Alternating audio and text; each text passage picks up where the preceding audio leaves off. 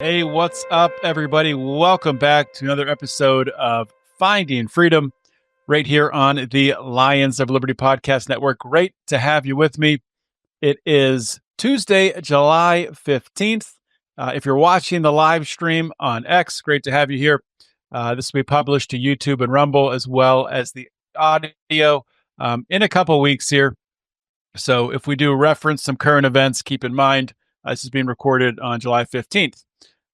Before we get started, before I introduce my guest for today, I do want to talk about my favorite coffee, Fox and Sons Coffee, owned and operated by my good friend Stephen Fox. I'm actually drinking a cold brew right now from Fox and Sons. I love it. Drink it every single day. If you would like to save some money on some Fox and Sons coffee, you can go to FoxN, it's a letter N, sons.com.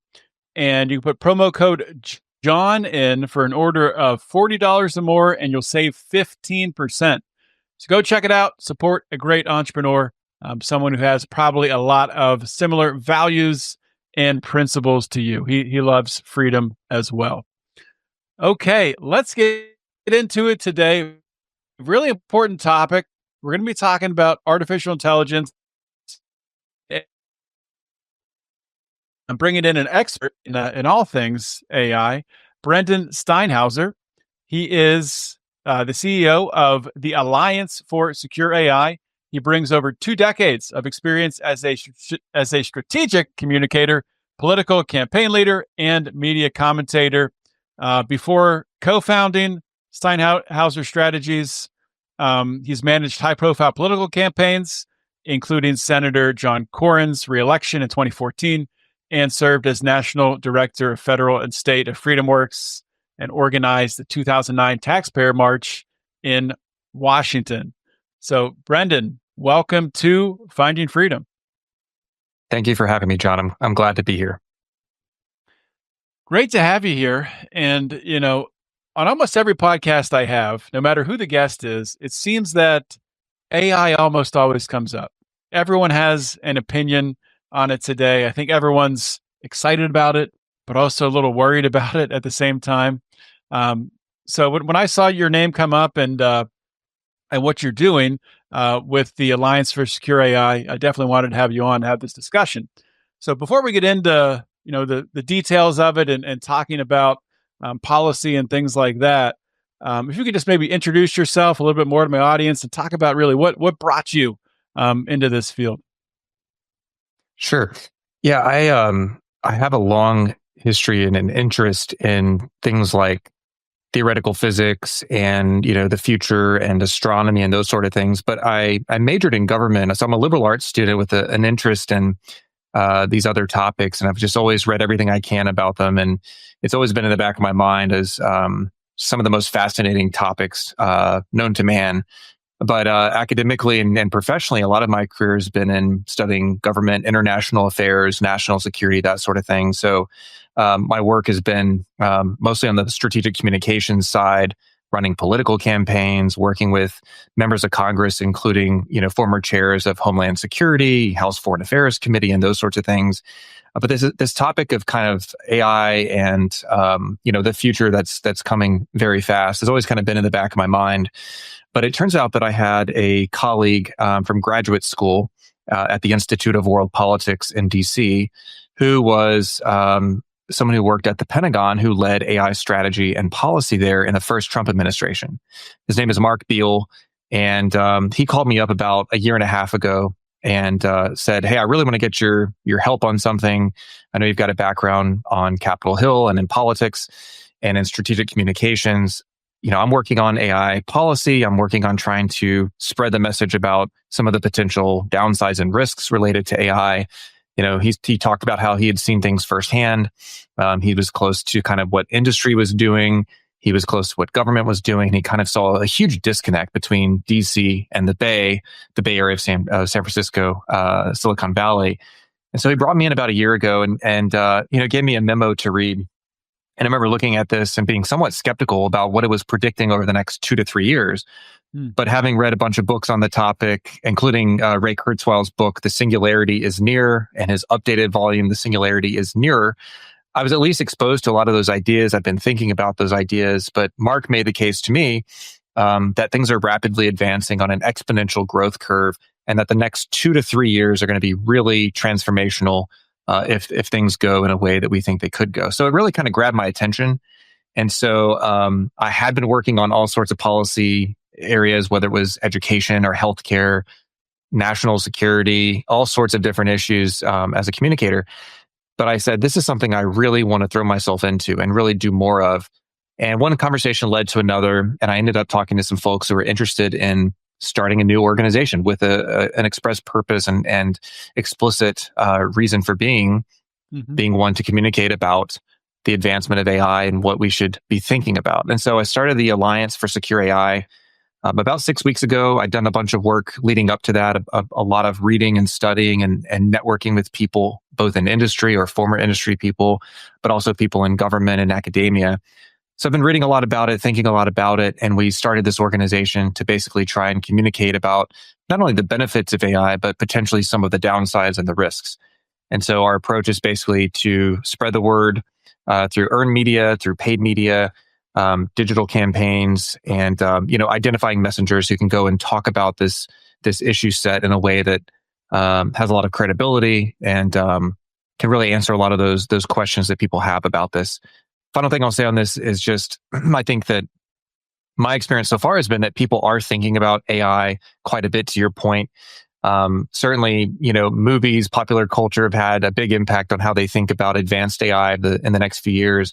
And I think some of my, colleagues and friends and others would say that there might be some elements of truth there. No one knows for sure, but there's also probably some things that might be distracting or misleading or that sort of thing. And so I think one of the things the community of people that I work with wants to do is really provide some the best information that we have to people who at least have a concern about this, who have some latent fears, and really try and educate them on what we know. And of course, the big thing is, look, nobody knows for sure what the future holds.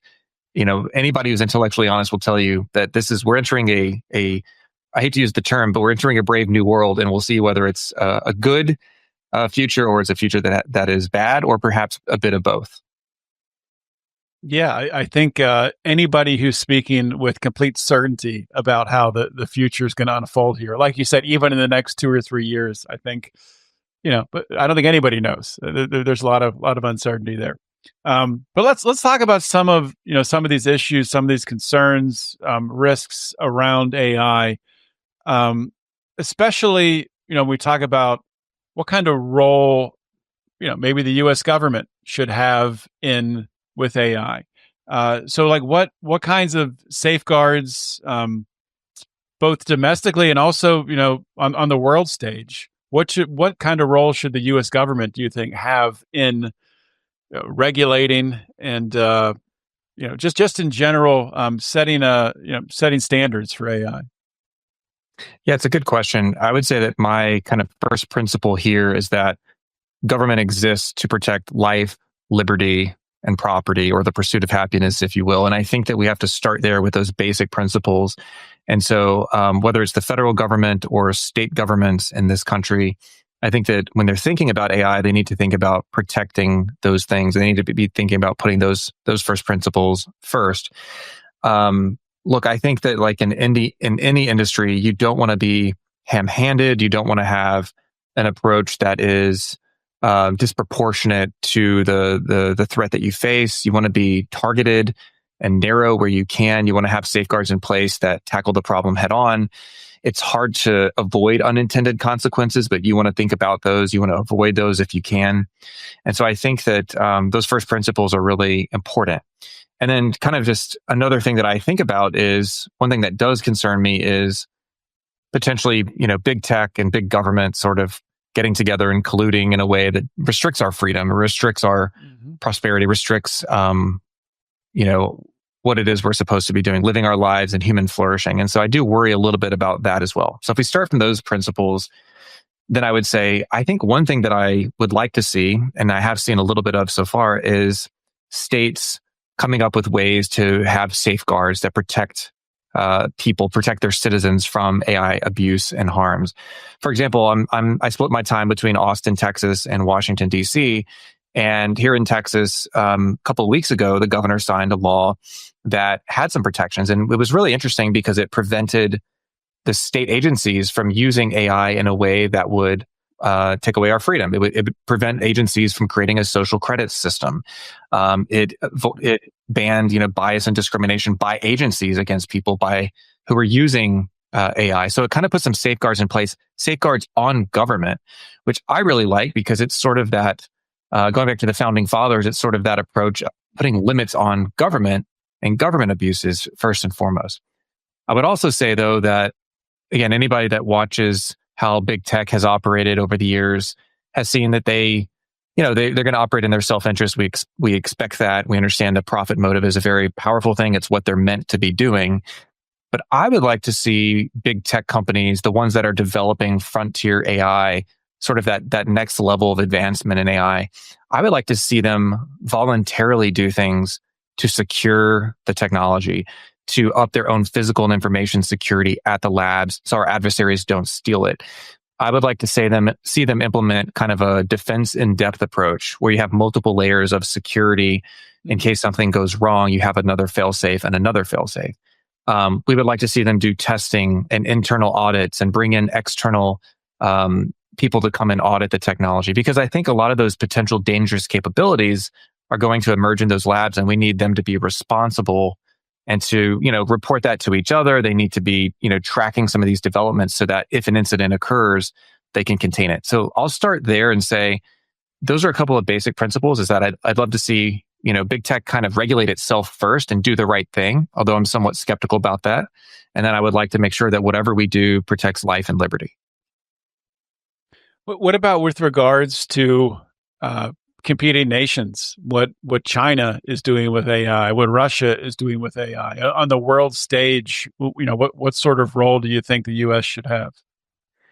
Yeah, that's a great question. I'll answer the question kind of directly first and then go to some extrapolation. But Sure. I think one thing we should be doing is imposing export controls on our most powerful semiconductor chips. Just recently, unfortunately, NVIDIA was able to lobby to get their chips, their H20s, into China. There have been attempts to prevent the export of those chips and other powerful chips like the H100s. And so I don't think that's going to be good for the American people. I don't think that's going to be good for American companies. And I don't think it's going to be good for liberty, both in America and abroad. And the reason I say that is, you have the Communist Party of China that's been in power since 1949. They want to dominate the world by 2049, their 100-year anniversary of the regime. They understand that powerful AI is a great way to do that. And if they develop what's called artificial general intelligence, AGI, that is a way that they could really get there. If they get there before we do, or they steal our technology and use it to uphold their authoritarian state, their police state, and then perhaps to export it to their allies like the Russians, the Iranians, the North Koreans, and others, now you can see a world that becomes built more on the model of authoritarianism and perhaps totalitarianism, as opposed to one based on liberty. So I think restricting China's access to our technology is really important. If we're going to be in this sort of an almost inevitable race, which I think has some potential downsides, I think that we should limit the Chinese government's access to those chips. So export controls are really important. And there is a bill in Congress called the Chips Security Act that is kind of making its way through Congress to look at that. So you mentioned a term there, artificial general intelligence. What exactly does that mean? Yeah, there are a few different definitions that I could pull from the companies themselves or outside observers, but essentially artificial general intelligence, or AGI, refers to an artificial intelligence that is cognitively as capable, as smart as any human in every domain, every intellectual domain. So think about, it's a PhD in every subject matter, and it has agency. It can sort of plan and plot and execute steps. So you can tell this agentic AI to go and do a certain number of tasks that are part of a larger set of tasks. In other words, managing a project that takes days or hours or weeks or months or years. So it's sort of acting on its own with more agency and with less direction and less prompting. So currently most of the chatbots we're used to, you prompt them, they give you something back. But we're talking about AGI being essentially something that's not only smarter than any human on pretty much every subject, potentially smarter than the sum of all humans on every subject, which is now you're getting into Wow. artificial superintelligence, perhaps. But the idea is that AGI and ASI would be operating in the world, mostly of the world, the digital world, but eventually with robotics, potentially through the physical world as well. And so it's a next level technology. Some people think we'll never get there. Some people think we'll get there in 50 years, but a lot of people think we're going to get there in the next 2 to 3 years, perhaps 5 or 6 years. So what can be done to mitigate that threat from from incurring damage against the human race? Yeah, that's a great question. The short answer is we have to make sure that AI is aligned with human values. And again, I understand that word is very there's a lot there to unpack. Whose values, right? What moral system are we talking about? But the goal of alignment is to ensure that we control the technology, it doesn't control us. When you get into something like AGI, though, or artificial superintelligence, ASI, the threat is that these entities are potentially 1,000 times smarter than any human. They never sleep, they never eat, they never rest, right? They're just working constantly, potentially 100,000 times smarter than us. And so the danger there is that if you just think about it logically, you're creating an artificial intelligence that kind of looks at a human being in the same way that we look at ants or snails. And I think that's a potentially really dangerous proposition. And so if we don't get alignment solved, and by the way, no one has solved it, and there's no argument by anyone in industry that they are even close to solving it. But if we don't do that, then it's kind of just, the probability of something going really, really poorly for humanity goes way up. And again, there's this idea of what's called P-doom. It's kind of the probability of doom, right? And so people try and figure out, okay, what's the likelihood of something like this happening? Some loss of control that leads to human extinction, perhaps. And there's all sorts of numbers that people come up with. I'll give you Elon Musk's number because he's obviously very prominent with XAI, and also just as a technologist and the world's richest man. He's given a number of potentially 20%. That's 20% likely high. that we'll develop a technology. It's very high. It's like, would you get on an airplane if you knew the chance of it crashing was 20%? Would you ride in a car if you knew the chances of dying were 20%?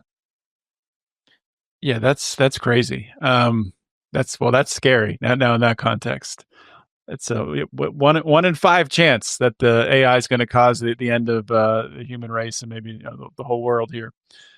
So you talk about values and ethics and using that as a framework to, I don't know if control is the right word, but to harness AI to get alignment. I think you used that word. And you've written about this. And the Pope recently, Pope Leo has come out warning about AI. So what type of role do you think religion, Christianity, has a role in helping to build that framework? I think we Christians have a huge role in building the framework, whether it's Catholics, Protestants, non-denominational of some sort or the other. I think we have a role to play. I think that if we don't, then the values and morals and ethics that will be used to build out AI will be the values of a handful of people in Silicon Valley who don't share those values. I think we've already seen some evidence of that with simple things like bias and discrimination against conservatives or libertarians or Christians. We've already seen some of that coming out of Silicon Valley. But to take it the next step, the thing that really concerns me is when you look at some of the comments that have been reported out of Silicon Valley from some of these builders of AI. There's a weird sort of mystical component to this where we've actually seen people like Larry Page, the former CEO of Google, and others refer to the fact that what they're building is a machine god or a digital god. Now, to me, that's idolatry, that's blasphemous. It's the absolute opposite of what we want to see happen with this technology. And I think that they actually believe that's what they're building, that they're building something so powerful, so smart, so intelligent that we almost will have to and want to worship it.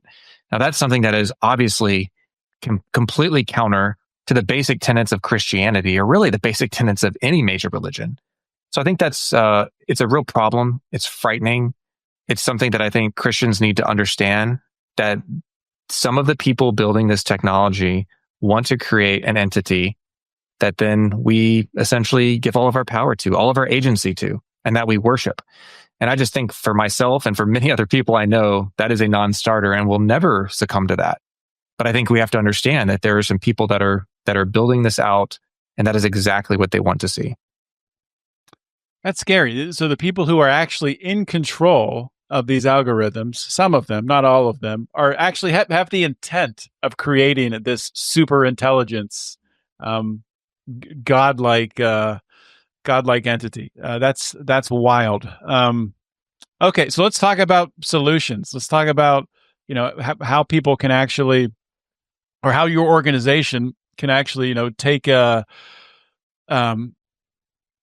these concerns and put some maybe either policies or legislation, or I don't know if it's people rising up through activism to put some constraints on AI. So how does this all work?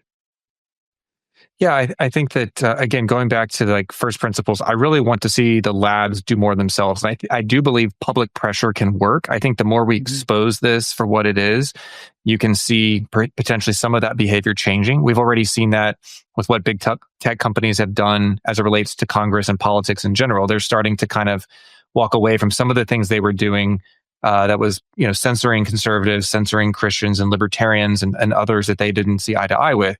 So I do think public pressure can have an impact. So that's one thing we can all do, is speak out about this and say, we want you to take these measures. We want you to have better safety and security at the labs. We want you to do the testing necessary, the red teaming necessary to see what these dangerous capabilities are and to fix them. So I think that public pressure is one big thing. The other thing that we want the companies to do is to fund alignment. We want them to put more money into safety and security and alignment, and not all of their money into just developing this artificial super intelligence.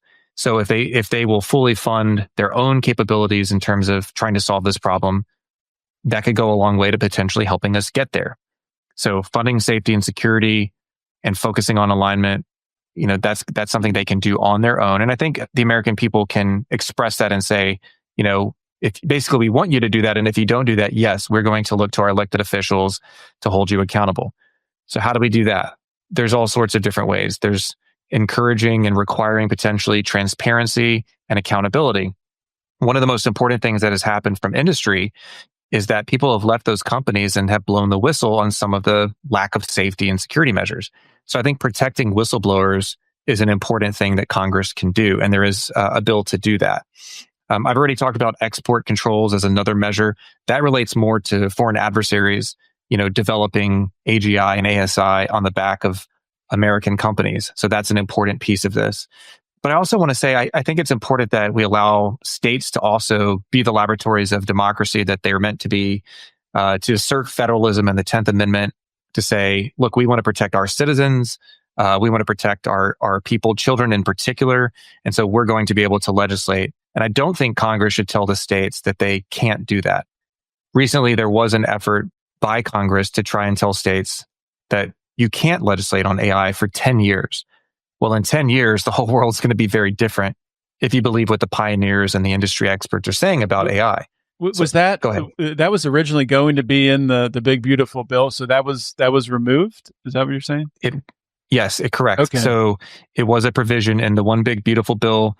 There was a kind of a battle, if you will, where a bunch of organizations, mostly those that are focused on protecting children from harm online, kind of fought that with the help of people in the Senate, like Senator Marsha Blackburn and Senator Josh Hawley and others, who were able to remove that provision. But we expect that provision to be up for debate very soon again.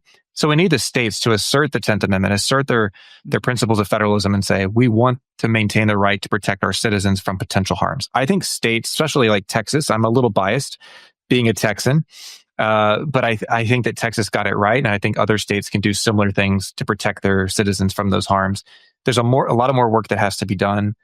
But I think that, as you well know, it's very difficult to get sort of a big package of legislation to go well. It's probably going to be better if we do narrow, targeted legislation on Yeah. each issue one at a time. Yeah, we might need to get a friend of the show, Michael Bolden, with the 10th Amendment Center involved here. That's a Absolutely. great No, I think organization. absolutely. I think that is a key argument that resonated with a lot of state lawmakers and governors and attorneys general who actually signed letters and sent them to their congressmen saying, yeah, we got elected to do this job. We have a right and a compelling state interest to protect our people in our state. How dare you tell us we can't legislate on AI for 10 years? That's a total big tech giveaway. That's all that is. Hmm. So, you're pretty plugged into, I think the temperature of, how people feel about AI. Are they worried? Are they not worried enough? Do you think that in general, but we'll just keep it down to the U.S., that the U.S., the citizens of the United States, do you think that people understand really what's at stake here? How much of a threat this is? You know what's interesting? I really do. And I think I've had a lot of just sort of conversations with friends and family and colleagues and former colleagues. And I had no idea what people would think about some of this stuff because it was the kind of thing I read about and, maybe talked about with a handful of friends. But the more that I've been doing media interviews on this, the more content we've put out, and you kind of see that feedback come back to you, the more hopeful I am because I do think that the vast majority of Americans are concerned about this. They have this latent fear in the back of their head about what could go wrong. I think they have an intuitive understanding of, this idea if you create an intelligence that is far smarter than you and faster, that it could lead to a bad outcome. And it's one thing for me to share anecdotes, right? But I'm a data-driven decision maker, right? Mhm. So if you look at the surveys, the polling data that's publicly available, it also comports with these anecdotes. People of all political stripes are concerned. Conservatives, liberals, libertarians, moderates, centrists, socialists. And it's kind of quite striking. In fact, on the moratorium fight, you had all these like interesting, strange bedfellows who came together from the left and the right and the center, kind of just united on different reasons and different different ideological backgrounds, but they kind of came out and said, whoa, we don't want to do this. We want to make sure that we reserve the right to protect people from this. And so I'm hopeful that that we'll get more and more momentum on this issue as people kind of feel more confident talking about it. Right on. Well, unfortunately, we are about out of time, but we'll have to have you back on down the road to dig more into this. But before I let you go for today, tell people where they can learn more about the Alliance for Secure AI and where they can follow you and find your work. Yeah, well, thanks for the opportunity, John, to be here. Really appreciate the chance to speak to your audience. Our website is secureainow.org, secureainow.org, and you can find us on all the social media platforms, Secure AI Now. So thank you for having me on the show and look forward to continuing the conversation.